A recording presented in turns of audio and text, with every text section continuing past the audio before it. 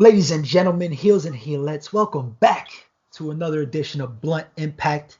But this is a turn. Wait, shit. See, Mary already got me. This is the final resolution special. Final resolution 2020 Impact Wrestling. I'm your boy Chris G. This is my tag team partner, the three-time Baby Making Champion Ness. We are the PotHeels. We are here to review the latest of Impact Wrestling. So before we get into it, we first of all, we're joined by our co-host Mary Jane. Of course, we can't forget that. We want to remind everybody at home to like, share, comment, subscribe, show the love, and the love will be returned as usual, the true heel heat way. So let's get straight into it. What are your in one word, what is your initial thought of this I guess special? Not even a pay-per-view. Well, I guess we could call it a pay-per-view. Uh,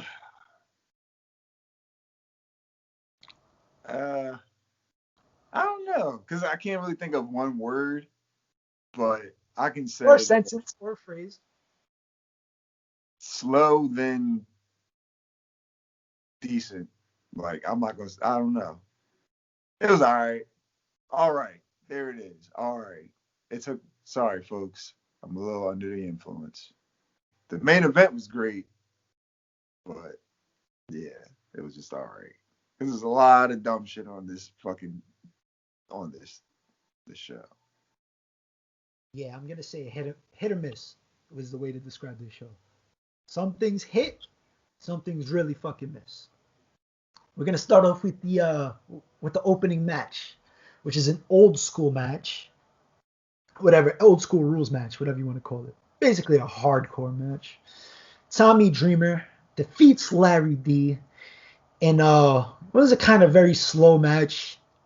Nothing really crazy until Johnny Bravo came out and had a little comedy spot, try to double team him and AC, Larry D's tag partner, who tried to cause interference. To no avail. They try to put him through a table. AC goes through a table. I believe Larry goes through a table, if memory serves correct. And Tommy Dreamer gets the win. Nothing crazy. We can rate these matches. Not the way I'd start off Impact, so I'm gonna rate this underwhelming. Best way to describe it. How about you, Ness? I rated a fucking joke. That's a little fucking harsh. No, it's not harsh, and I'm gonna tell you why. The reason why you just said it, why you rated underwhelming. This shouldn't have. The bad thing about this is it shouldn't have started off the show. It shouldn't have. The good thing is it started the show and got the fuck out of the way and then bring down the high energy that another better match would have had. And then it just would have been like this dumb shit right after it. I forgot what show I said it on. But I said this was going to happen. I didn't want to see this shit. But I'll give them props that this nigga is wrestling for his freedom. That shit is hilarious. It's as goofy as it is. That's the only funny thing about it. Other than that, like, I'm not looking for a decent match out of them. I already knew it was going to be a hardcore match. I didn't want to see it then. Didn't want to see it now. So, yeah, it was a fucking joke. Yeah, to be honest, it was a nice touch at the end. They put the shackles on Larry. That was, That's it, man. He's going to jail. We'll see. Maybe his contract's now. up. Maybe his contract's up is a way to write him off, or maybe I hope they keep it going. I hope they have jail cell or prison segments with Larry D. And he's just playing cards with old people and shit. I don't know, like some funny thing. You never know. We'll see what happens down the line. But I get back to my point. White privilege. I ain't forget that shit. Yeah, he'll be in Club Fed with all the tennis players and shit. This seems to be a theme here on Impact, on Blunt Impact. Yeah, it does. Next up, we have Havoc and Nevaeh defeating the Sea Stars. So this is a match just thrown together, a tag match between these two teams, and it was actually a decent match. I like the Sea Stars. They're starting to grow on me a little bit. They got like a funny little gimmick, but they're not bad in the ring. They're still green, but you can tell they're getting improved every time you see them. They look like they're ready for camera time. Just in the ring, they just need to work it out, you know. But this match, no, I'll give it 2.5 stars. It wasn't nothing crazy. Havoc and Nevaeh just, overpowered them. And yeah, what did you think about it? Yeah, I gave it 2.5. It was a decent match for what it was. So I'm starting to see more of the C stars. Like I said before, I seen them earlier this year at Bella Club Pros One for All event. So that was my first time seeing them then, and seeing them now. It's nice to see. But yeah, I mean, match was alright. It wasn't nothing crazy. So yeah, 2.5. Next up, we see the tour bus. That's what I'm gonna call it. The tour bus of Kenny Omega. He is here. Not only is he here at Impact, but he's also fighting in Mexico. This man is good enough that he fights in 2 different continents at the same time. Come on, man. That's a real world champion. But yeah, they show him, so maybe we'll see him later in the night. Who knows? We got Kiera Hogan and Tasha Steelz backstage, and they don't know what to do with the roll of money that they stole from Falaba. Well, Ba's gonna have to wrestle for it, and he's gonna have to wrestle Hernandez for it. Supermax, yeah. And what I thought from the introductions all the way to the end of the match was hilarious. We had Kiera and Tasha coming out first. Kiera Hogan was the special guest referee. Tasha comes out and does the intros, and she introduces Hernandez by saying he thinks he's cool because he wears Chuck Taylors. Straight out of the cookout, looking like somebody's Theo Hernandez. And if you see Hernandez, which you will, he looks like a Theo. He looks like somebody's Theo in a cookout with Chuck Taylors on. It's hilarious. Actually, a good pace for 2 big guys, because these are 2 dudes their size. You wouldn't think that they'll be able to move the way they do, but they did, and they put on some good moves. Kiera Hogan, just doing heel shit to Fala the whole time as referee, getting in the way on purpose and not supposed to, turning up, getting ratchet during the match. And then Hernandez wins at the end. Slight little distraction. Kiera Hogan didn't want to count 3 for Falaba. And they didn't have the money for him. Tasha goes into the fanny pack to try to get the money to give it to Hernandez because he won the money, but they didn't have it for him. So my man Hernandez went into his socks and pulled out the razor blade, and he was going to cut somebody if he didn't get his money. And they bolted out the ring. Just a good segment. I'm usually not into like ha-ha shit on specials like this, but this was pretty funny. I thought it was pretty funny. That's my rating. What about you? I'm going to rate it Kiera Hogan and Tasha Steelz, because that's all I cared about in this whole match. From the introduction to Kiera Hogan doing the ratchet shit so much that Father Ba had to say, stop acting ratchet. So, they made this whole match. Like, the match itself was alright, I guess, but I was just so much more interested in Kiera Hogan and Tasha Steelz' performance. Yeah, definitely. They definitely stole the show. And stole the money again. Yeah, and stole the money. They steal everything. Puerto Ricans, can't trust them. Next up, we should mention Don Callis is seen in the tour bus with Kenny Omega. One of the backstage correspondents, Gia Miller, she tries to get an interview, and she doesn't get one. Don Callis is like, nope, don't think so. You're not on the list. You're not exclusive like that. We're having family time. You're disturbing that. See you later. Next up, we have a Chris Bay interview, and he's ready for the main event. He's ready to be Impact World Champion. He's been built for this. He's been waiting for this his whole life. Good interview. He looks the part. He plays the part. We'll see if he's ready to become World Champion later in the night. But we have a match with Eric Young defeating Rhino, and what I thought was an okay match. Nothing crazy. Rhino's at the point where, he can't really move like he used to. Eric Young's just, aggressive. Clash of Styles just wasn't for me. But I should mention that towards the end, Cody Deaner comes out. And in some parallel universe where shit just connects and shit comes out of Ness's mouth. What is it called? Booking.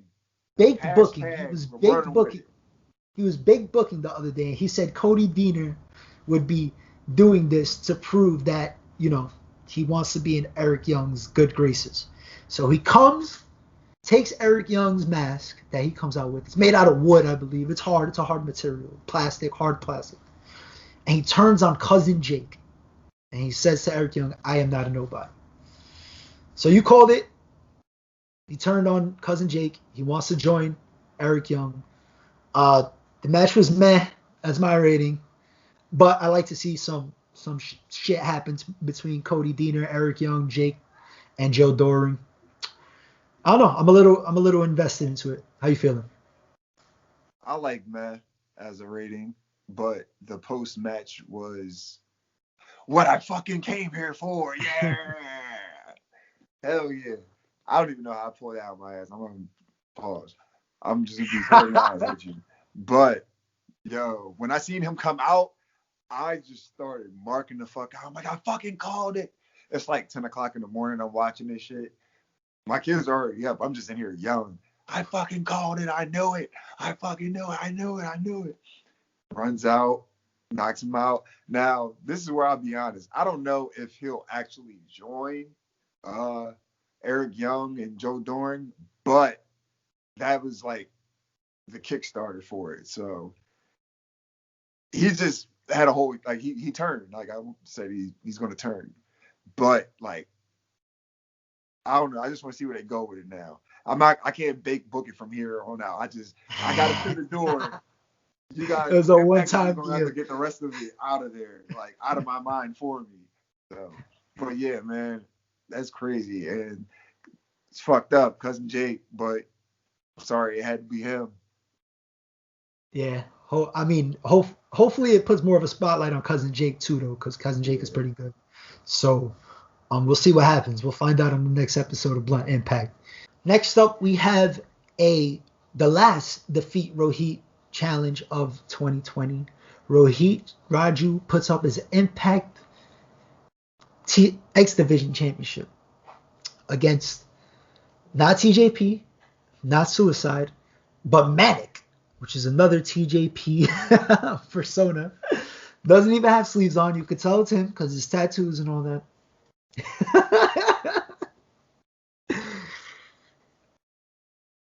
I mean, what can I say? We kind of knew they were going this route. Whatever. We knew this. That's my rating. We knew this. But it was a good match. It wasn't bad, man. TJP's good. He does good shit in the ring. Rohit plays his part being a shit heel. But he could do some shit in the ring too. That's pretty impressive. And man, there's not much more you can say. You got a new Impact X Division champion in not TJP, not Suicide, but Manic. Ness, how do you feel about this? The match was decent, but I'm just because of how they portrayed it and put it together. I'm saying this shit was stupid. Fucking clearly it's TJP. We know this. It was gonna be TJP. Why don't you put him in a suit like the Suicide suit with Manic covering the tattoos? Everybody knew it was gonna be him, but like how obvious that it was TJP. And the whole point they had Rohit Raju focusing on just unmasking him when we already fucking knew that it was TJP. Like that made no like why.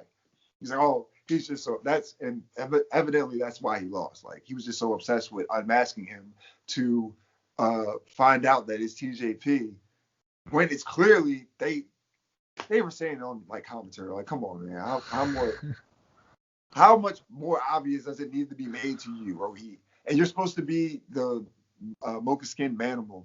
Like your strongest muscle here is your brain, and you're acting really stupid right now. Just killed his Yeah. like that. Just killed the whole thing. Like I the mean, match the was whole decent, so I'm not shitting on the actual wrestling of the match, but like just the whole storyline. Just because they fucked up on the outfit, like come on, man, let's do better than that. Impact. I think the whole thing was that his name couldn't be TJP. Well, Like, they knew it was TJ, but they know it's but his he was name. under the hood. His But name he's is under Manic. So exactly like he's still TJ. It's still TJP. That's what I'm saying. Like, oh no, he's Manic. Like, no, he's TJP. You want to know why? Because they're talking about it on the fucking commentary. You see his tattoos. It's TJP. Like, Cover his fucking arms, man. That's all. That's what I'm rating this match. Cover his fucking arms. That's what I'm rating this match. Next up, we have Chad Too Bad, which is Machine Gun Karl Anderson. He's on the list to see Kenny Omega because they go back. They go way back.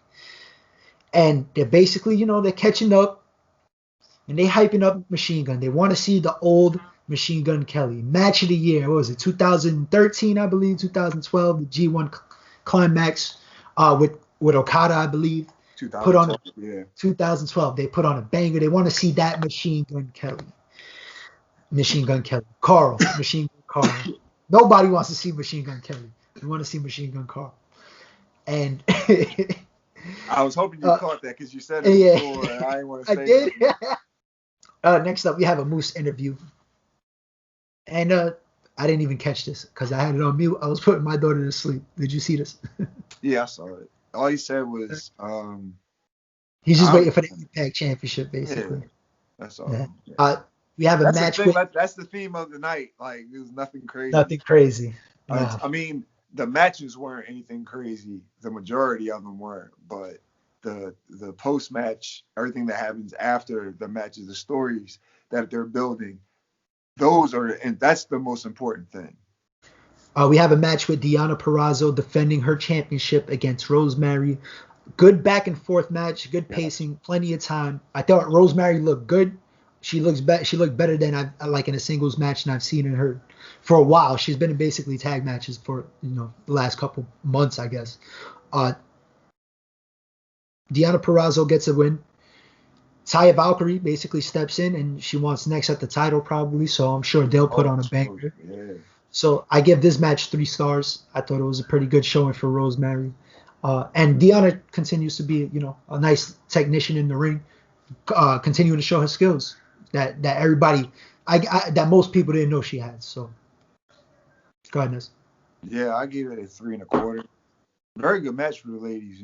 This is where the show started getting better for me. Like, everything after this is decent. So, yeah, man, they definitely have chemistry in the ring.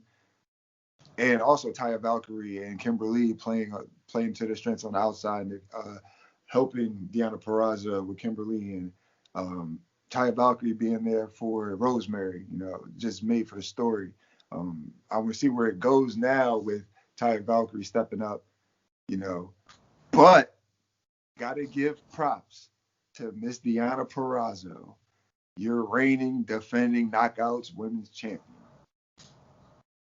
Now I am now dubbing her as the Demon Slayer. Demon Slayer Deonna Purrazzo. Right here on Blood Impact. It's my shit. I gotta get that copywritten. Yeah, better go to LegalZoom or some shit. Better get a trademark on that ASAP. She took out Su Yung, and she took out Rosemary. So, hey. Oh, yeah, she is definitely a demon. Watch her lose to a regular fucking human being and Taya Valkyrie. That would be some shit. Big booking. La Guerra Loca. Big booking. Maybe though. Maybe. I don't see it happening. I get this one, I'm like, nah. I'll probably pick this one. Nah, that's too much.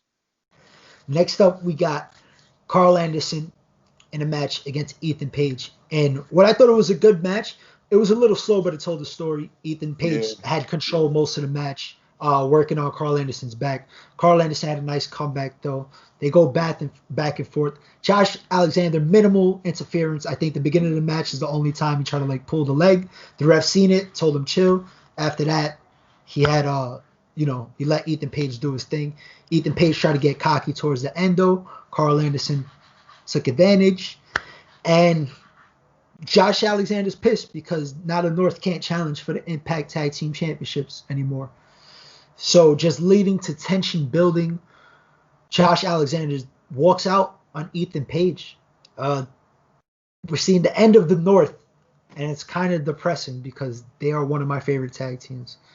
So I'm gonna give this match 3.5 stars because I like it. I like where they were going with it. I like Karl Anderson selling. Everybody forgets that he's a good single star, or he can be a good single star. I personally didn't really know much until I did some research. So It was a good match. What did you think about it?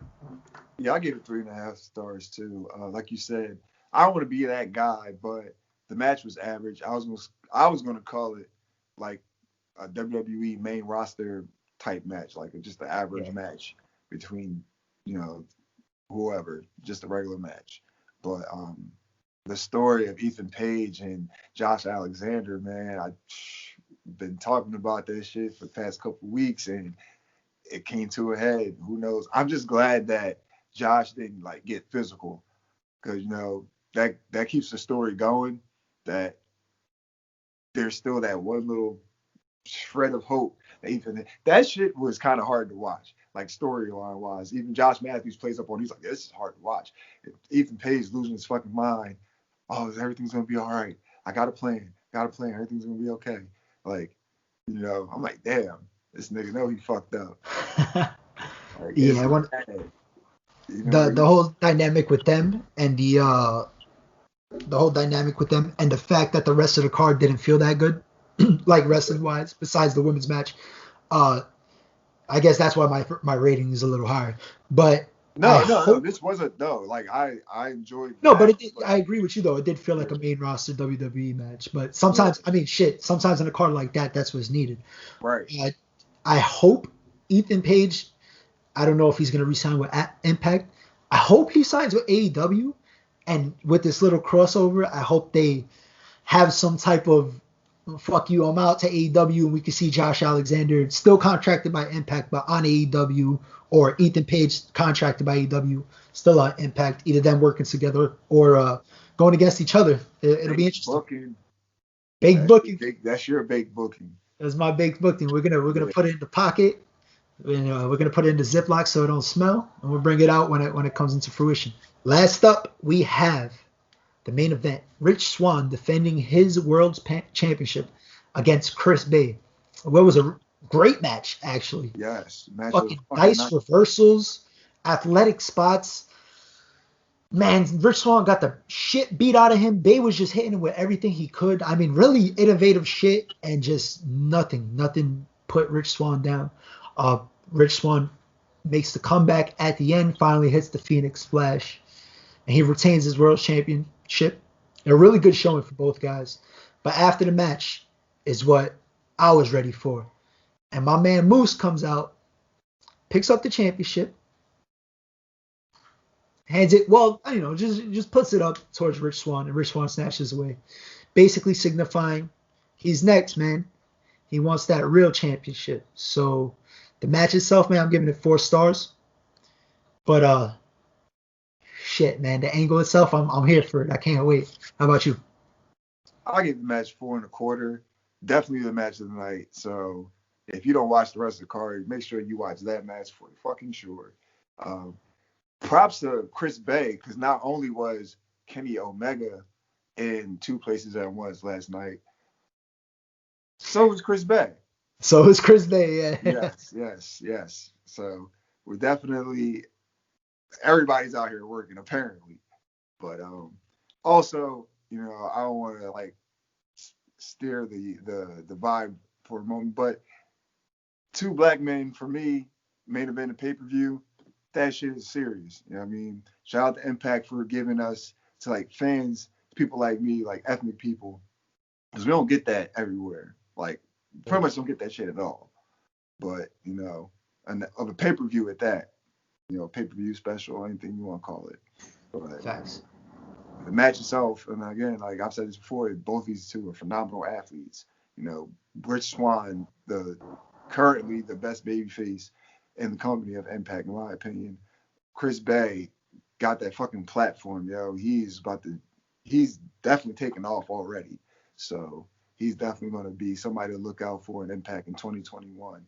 But I don't know, man. It was just a great match. And when Moose coming out, we already knew that they were building to that. Where's that gonna be at? Genesis? I believe that's the next. That's the next one, No, sometime in Hard to January. Kill. I'm sorry. Hard to It's kill, gonna be that's the main event for like Hard mid to Kill. January, end of January. Yeah. So yeah, man, I'm here for it. Kudos to everybody that's involved in the storyline. Huge fans of them all, but I just got this. I hope my man Rich Swann retains because this is what I meant to say on the last episode. Rich Swann's fucking house. This Impact fucking Kenny Omega coming in. Impact. I know Kenny Omega is clearly the bigger star here, but Rich Swann got to step up. Like, yo, you in my house. Was good. Yeah. I want a match. He's gonna get Kenny's gonna collect his belt too, but Rich Swann, you that baby face, you gotta step up, man. I mean, I want to see that match, and it makes sense considering it's champion versus champion, but it's gonna happen. I don't think right in now. My heart, man, I think Moose is ready, man. I think Moose is ready for that championship run. But he got played so many times, man, and this is his most prominent role. Like, this is the hottest he's been as a character in ring work. I mean, I think you need to take advantage of that. I think Moose needs to run now. Sure, I agree with that. So I think they could pull it off where they can have a match before Kenny can beat Moose him. becomes champion. Yeah. Kenny can beat him instead of beating Rich Swann. I'd be cool with that. Yeah, I mean, we'll see what happens. Hopefully somewhere down the line, we'll be talking about this on a future episode of Blunt Impact. So we are going to start off with our, you know what? We'll start off with match of the night since it's obviously unanimous. Me and you both got the main event. Jabroni tonight. You know what? I'm going to go with Falaba because they took his money. I'm going to go with Ethan Page because he lost the match and he lost a friend. And he lost a brother. Yeah. He lost a brother. MVP. I am going to go. You know what? As much as Rich Swann deserves it because he is the champion and he did main event, I'm going to give it to Chris Bay because he showed out. I think he showed a lot of people what he's capable of that people might have not known. My MVP is going to be Chris Bay too. Yeah, he definitely showed up tonight. Props to Rich Swann, but I think Chris Bay working that match as the heel definitely set up to make Rich Swann look better as like the overall storyline being a babyface overcome championship. So definitely I'll rock Chris Bay. And that he was aimed because he was on at New Japan Strong, or the Super J Cup, excuse me. So he definitely 2 places at one time. Yeah. Yeah, he definitely deserves it after that performance. All right, so number ratings. I'm gonna give this whole pay-per-view a 5. Unanimous. Are we even doing the thumbs up in the middle? It's thumbs in the middle, right? Nah. It's thumbs in the middle. It's thumbs in the middle. Thumbs in the middle, yeah. It's thumbs in the middle. We see eye to eye. It's not even necessary sometimes. Yeah. All right, so that was a good episode of Blunt Impact special. We took care of Final Resolution, the last big pay-per-view or special for Impact Wrestling for 2020. So we look forward to getting into 2021 with you guys. We'll be covering it the whole way, every episode, of course, with some special guests here and there. Ness, where can they find you at? You guys can find me on Twitter at skinny_Kravitz. You can find me on Instagram at skinny_Kravitz. And you can find me on the True Hill Heat YouTube channel team. I am the Roundtable Rebel. Catch me on all of the pay-per-view roundtables. Most of them I'm mad I didn't get on the Super Juniors, the Best Super Junior final one, man. I'm so mad about that. That match was great. But lost my train of thought here. You catch me on Review of Honor with my man Stat King, the man of 1,004 numbers. You can catch me on Joints and Jabronis now with my fellow PotHeels tag, Chris G. And you can just catch me all over the True Hill Heat YouTube channel network. Roundtable Rebel, I'll pop up everywhere. SP3, bump up the budget. Put me in the game, coach.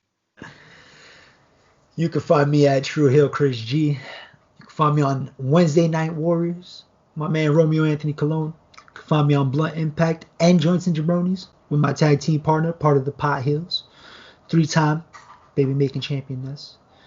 We want to thank everybody for tuning in with us. Like, share, comment, subscribe, all that good shit. This is the PotHeels for your boy Chris G. For the three-time Baby Making Champion Ness. For our co-host Mary Jane.